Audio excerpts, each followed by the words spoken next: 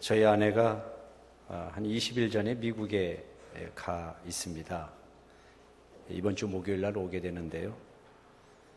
그동안 설거지도 해보고 또 밥은 또 우리 교회 식당에서 권사님들이 해주셔가지고 그 밥을 먹고 반찬도 저희 아내가 있을 때보다도 더 풍성하게 많이 공급해 주셔서 안 먹어본 반찬들도 먹어보고 그렇게 잘 지내고 있습니다. 원래는 4월 달에 오기로 예정되어 있는데 아내도 이제 그곳에서 있으니까 감옥 같고 어디 나갈 데가 있나 말이 통하나 운동을 할 데가 있나 도저히 못 견디겠다고 빨리 좀 표를 좀 바꿔서라도 왔으면 좋겠다고 그래서 부랴부랴 표를 바꿔서 이번 주 목요일 날 오게 됩니다. 일주일 동안 한 10여일 동안 이스라엘에 가서 돌아왔더니 문을 꼭꼭 잠그고 갔는데도 왜 이렇게 먼지가 어디서 들어왔는지 먼지가 뿌옇게 앉아 있더라고요. 예전에 둘이 있을 때는 가족들이 있을 때는 먼지가 있든지 말든지 신경도 안 쓰고 그랬는데 이제 혼자 있다 보니까 그런 것들이 눈에 보여요. 신앙생활도 그런 것 같습니다. 우리 마음 안에 있는 이 티끌, 우리가 믿음이 없을 때는 내 마음에 있는 그런 티끌도 잘 보이지 않아요. 그게 티끌이어도 티끌같이 생각하지 않고 하나님 앞에 분명히 좋지 않는 흠이 있는 모습인데도 흠이라고 느끼지를 않고 생활합니다. 그러나 마음에 믿음이 주어지고 소위 은혜라고 하는 것을 받게 되면 그 마음의 티끌을 보게 되죠. 내가 하나님 앞에 얼마나 흠결이 많은 사람인가를 그때 비로소 깨닫게 되는 거예요. 그런 것 같습니다. 근데 중요한 것은 방에 뽀얗게 앉아있는 먼지를 보는 것이 중요한 게 아니라 그 먼지가 있다는 것을 알면 털어내고 청소를 해야 그래야 말끔해지는 거잖아요. 마음의 것도 마찬가지예요. 신앙생활은 깨닫는 것으로 끝나는 게 신앙생활이 아닙니다. 깨달았다면 깨달은 만큼 그것을 바꾸는 것이 중요한 거예요. 신앙생활은 결단이 없이는 신앙의 진보를 이룰 수가 없어요. 밤낮 내 안에 있는 죄만 깨달으면 뭐 하겠습니까? 나는 이런 놈이야. 나는 오늘도 잘못했어. 나는 오늘도 또 죄졌어. 날마다 그런 죄진 것 때문에 스트레스를 받고 그것 때문에 마음의 부담감을 느끼고 그것 때문에 억눌려서 생활하는 거 그건 좋은 신앙생활이 되지를 못하는 겁니다. 은혜가 없어서 깨닫지 못하는 것도 바보 같은 짓이지만 그것을 깨닫고 알면서도 그것을 바꾸려고 하는 의지를 갖지 못하면 그건 더 바보 같은 짓이죠. 하나님이 우리를 용서하실 때는 무조건 용서하시는 분이 절대 아닙니다. 결과적으로는 무조건 용서하시는 거예요. 그러나 과정으로 놓고 본다면 하나님은 무조건 용서하시질 않아요. 죄를 느끼지도 않는 사람에게 용서를 해준다면 용서의 기쁨이 있겠어요? 감사가 있겠어요? 내가 하나님 앞에 구원받을 자라고 하는 내가 구원받을 존재라고 하는 것을 느끼지 못하는 사람을 하나님이 구원해 주신다면 그 사람에게 구원의 감격이 있겠어요? 그거 없는 거죠. 용서라고 하는 것도 내가 용서받아야 되겠구나. 내가 이 죄를 정리해야 되겠구나. 이런 그 각성과 함께 의지를 들여야 그래야 하나님이 그 사람의 죄를 용서하시고 다시는 죄가 없다고 말씀을 하시는 거지. 본인은 깨달음만 있고 그 깨달음으로 새롭게 자기를 바꾸려고 하는 의지를 하나님 앞에 드리지 않는다면 그 죄는 여전히 남아있는 거예요. 그래서 우리가 잘못 착각하면 나는 깨달음이 많아. 나는 보통 뭘 잘 알아. 이것이 중요한 게 아니라니까요. 얼마나 그것을 바꿔버리고 버려버리고 끊어버리는 결단이 그 사람에게 있었느냐, 여기에 따라서 하나님의 온전한 용서가 이루어지는 줄로 믿습니다. 그렇기 때문에 주님이 우리를 용서하시는 용서는 무조건 용서가 아니라는 거죠. 우리 자신을 용서하실 때는 깨달음을 주시고 내가 죄가 있다고 하는 것, 내가 흠이 있다는 것, 나의 마음에 정욕이 있고 나의 마음에 쓸데없는 욕망이 있다는 것, 그것 때문에 내 마음이 늘 불편하다는 것, 이것을 알게 하시는 거죠. 얼마 전에 힐링 캠프라고 하는 것을 보니까 한석규 씨가 나오더라고요. 이 한석규 씨가 이 대담을 토크를 하는데 그 사람은 참 특별한 사람인 것 같아요. 마음에 그 인기 있는 배우고 유명한 배우인데도 그 마음의 생각이 깊어요. 그래서 고뇌가 많더라고요. 자기가 하는 일이 헛된 것 같고 그 무엇인가 마음에 평안이 안 주어지는 것에 대해서 늘 고통스러워하고 정말 하나님이라고는 표현 안 했지만 이 세상 자연 만물로 정말 돌아가서 그들 속에 있을 때, 그 자연 속에 있을 때 평안함을 느낀다고 하는 뭐 이런 얘기를 쭉 하더라고요.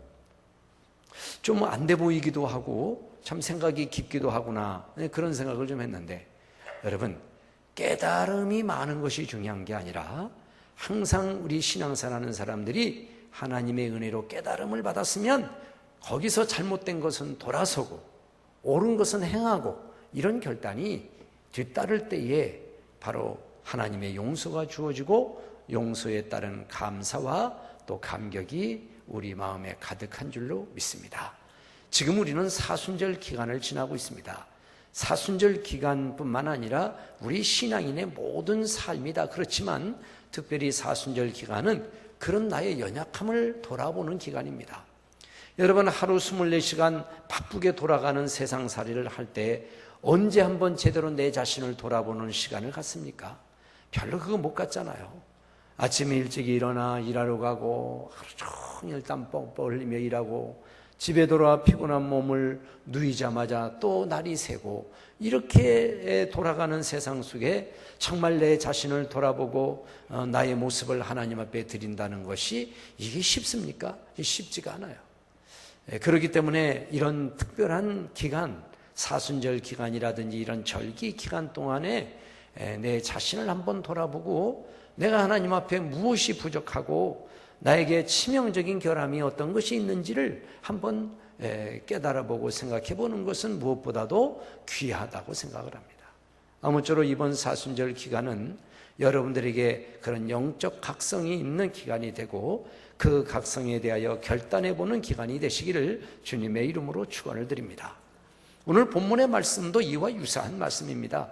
이스라엘 백성들이 이제 40년의 광야의 생활에 종지부를 찍고 요단강을 건너서 가나안 땅을 첫 번째 밟았습니다. 가나안 땅을 밟고 곧 이어서 바라보이는 여리고성을 향하여 진격을 해 나가야 될 그때에 갑자기 하나님께서 그들의 발걸음을 멈추게 하셨습니다. 그래서 요단을 건너간 이 백성들이 여리고를 향하여 공격해 가지 않고 그곳에서 할례를 받습니다. 이들은 아직 할례를 받지 않았거든요. 애굽에서 나와가지고 40년 방랑의 생활을 하면서도 할례를 받지 않았습니다. 비로소 할례를 받았는데 그 할례를 받으라고 하시는 하나님의 이유가 뭐냐면은 그 애굽에서 가졌던 너희의 수치를 굴러가게 하겠다, 멀리 보내버리겠다, 이런 얘기입니다. 즉 이스라엘 백성들이 애굽에서 몸은 나왔지만 아직도 정신은 애굽에 머물러 있고 몸뚱아리는 나왔지만 아직도 애굽에 대한 미련이 이 백성들에게 있었다는 거죠.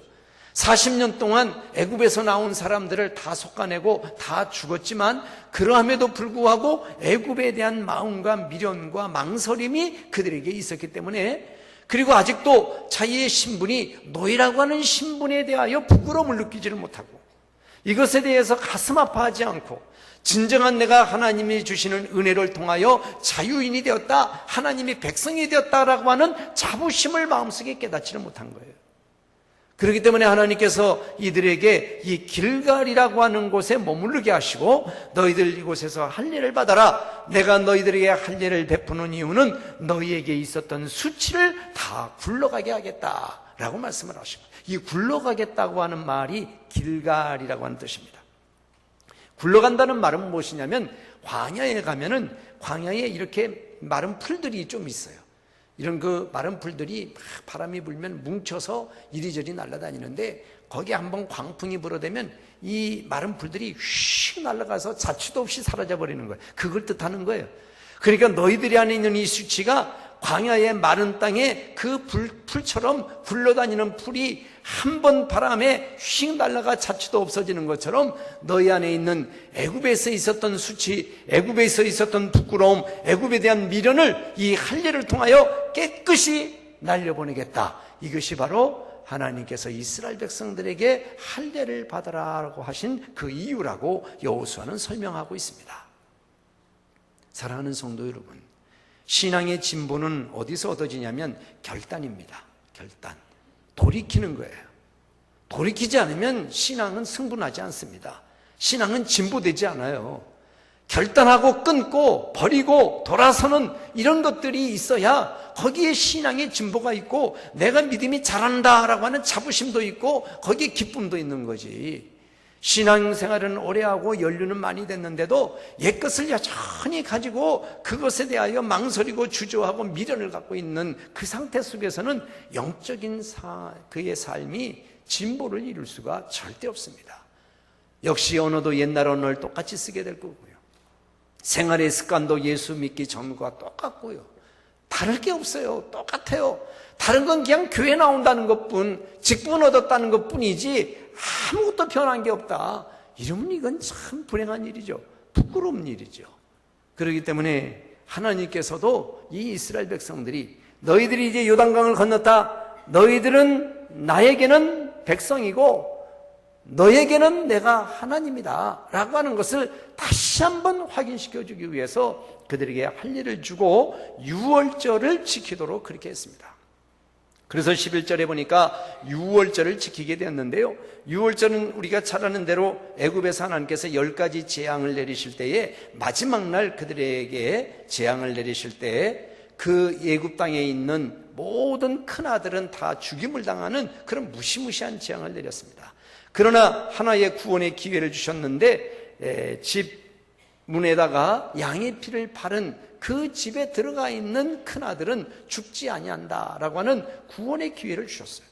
그래서 집집마다 양의 피를 바르고 그 안에 있는 큰아들, 이스라엘 백성들의 큰아들이든지 애굽 사람의 큰아들이든지 아니면 또 다른 이방인의 큰아들이든지 그 안에 있는 큰아들은 그 보혈의 피가 붙여진 그 집에 있는 큰아들은 죽임을 당하지 않는 그 구원의 기회를 주셨죠.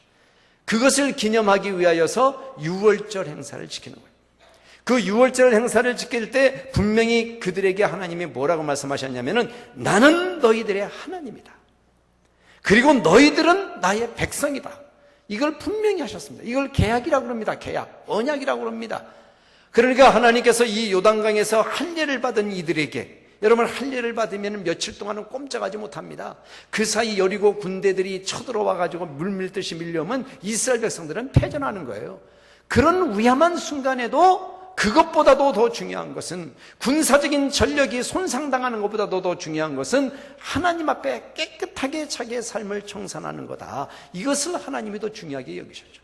그리고 유월절 행사를 지키게 함으로써 하나님은 나의 하나님이시고 우리들은 하나님의 백성이라고 하는 새로운 언약을 그들에게 다시 한번 확인시켜 주신 거예요.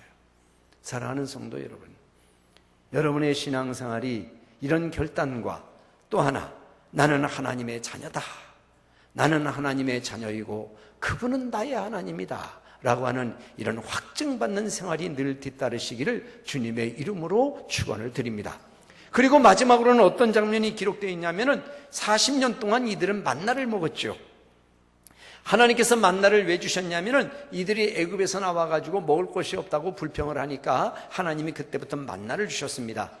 근데 그 만나가 40년 동안 주었거든요. 매출하기도 날려보내주셔서 그들이 아주 실컷 먹도록 했습니다. 모자라지 않도록 먹도록 했어요.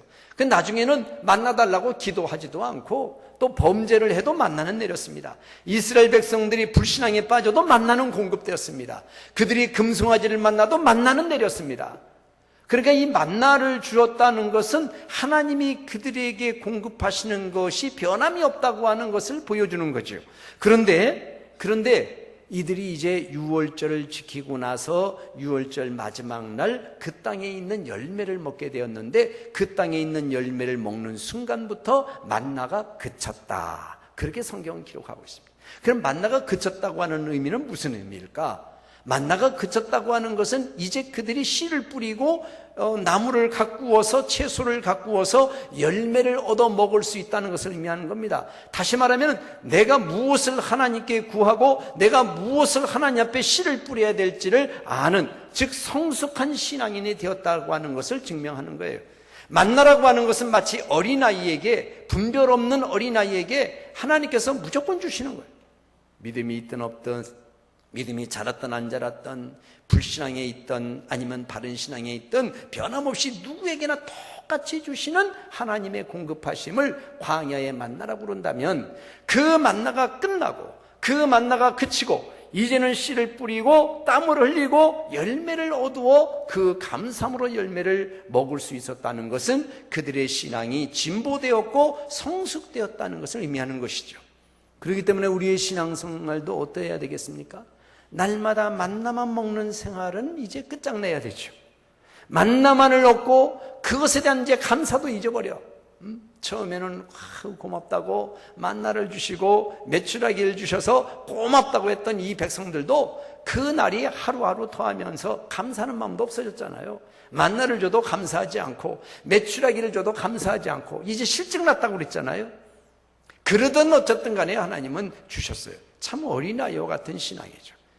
그러나 그 만나가 그치고 우리의 삶에도 그렇게 어린아이에게 주셨던 무분별한 우리의 신앙의 종지부를 찍고 성숙한 신앙으로 나가야 되겠다. 내가 하나님 앞에 어떤 신령한 씨를 뿌려야 되는지, 내가 어떻게 해야 은혜를 받는지, 내가 어떻게 해야 하나님 앞에 돌이킬 수 있는지, 내가 하나님 앞에 어떻게 해야 헌신을 할 수 있는지, 그것을 내가 깨닫고 알아서 그것으로 헌신함으로 얻어지는 열매로 기쁨을 얻는 것, 이것이 곧 성숙한 신앙인의 모습인 줄로 믿습니다. 사랑하는 성도 여러분, 이번 사순절 기간에는 이렇게 여러분이 여러분의 자신의 연약함을 깨닫고 그것으로부터 결단하여 새로운 신앙의 도약을 하는 계기가 되시고, 또 여러분의 삶의 만나를 끝장내버리시고 이제 새로 성숙한 신앙인으로서의 길을 접어드는 그런 기회가 되는 사순절 되시기를 주님의 이름으로 축원을 드립니다. 그래서 이 사순절 기간이 끝나는 그날은 다시 한번 여러분들이 새 마음을 가지고 또 새로운 결심과 각오를 가지고 하나님 앞에 헌신하는 자리로 나가실 수 있기를 주님의 이름으로 축원을 드립니다. 통성으로 하나님 앞에 기도하겠습니다. 주여, 나의 신앙의 진보를 이루옵소서. 나의 신앙의 결단이 있게 하여 주시고 성숙함으로 나가게 하옵소서. 다 같이 기도하겠습니다. 은혜로우신 아버지 하나님, 주의 은혜와 사랑을 감사합니다. 세상의 애굽의 수치를 굴러가게 하시고 떠나가게 하시고 다시는 애굽의 수치를 덧입지 않게 하여 주시고 애굽의 부끄러움을 반복하지 않게 하시고 애굽을 향한 미련과 망설임에 대하여 가차없이 결단하고 돌아설 수 있도록 우리의 심령을 일깨워 주시니 감사합니다. 우리의 결단이 헛된 것 되지 않게 하시고 우리의 결단이 새로운 길로 나가는 도약의 기회가 되게 하시고 하나님 앞에 더욱 성숙한 신앙인으로 나갈 수 있는 기회가 되도록 주님이여 도와주시기를 원하옵고 기도합니다.